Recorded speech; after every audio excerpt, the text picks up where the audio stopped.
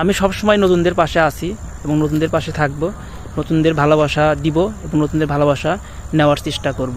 কারণ ফেসবুকে কাজ করতে হলে একে অপরের পাশে না থাকলে আগানো সম্ভব না। তাই সবাইকে সাপোর্ট করব এবং সবাই সবার পাশে থাকব। নতুন বলে কাউকে অবহেলা করবেন না, একদিন এই নতুনই একদিন বড় হয়ে যাবে। যদি আপনি মনে করেন আমি ফেসবুক থেকে ইনকাম করব, ফেসবুক থেকে কন্টেন্ট মনিটাইজেশন পাবো, তাহলে আপনাকে অবশ্যই ফেসবুকের রুলস, ফেসবুকের যে গাইডলাইন আছে এই গাইডলাইন মেনে অবশ্যই আপনাকে ভিডিও আপলোড করতে হবে এবং আপনাকে প্রপার ওয়েতে ভিডিওগুলো আপলোড করতে হবে। তাহলে অনেকে বলেন ভাইয়া আমার তো ভিউ হয় না। ভিউ তখনই হবে যখন আপনি ফেসবুকের ট্রেন্ড মেনে ভিডিও করবেন, বিভিন্ন ট্রেন্ড ফলো করবেন, ফেসবুকের আপডেট ফলো করবেন এবং নিত্য নতুন ভিডিও ছাড়বেন, তখনই আপনার ভিউজ বাড়বে এবং আপনার ফলোয়ারও বাড়বে।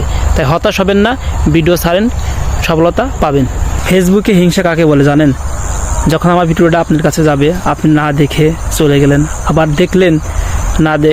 দেখলেন ঠিকই কিন্তু কমেন্ট করলেন না, আবার কমেন্ট করলেন বাট শেয়ার করলেন না, এটাকে বলে হিংসা।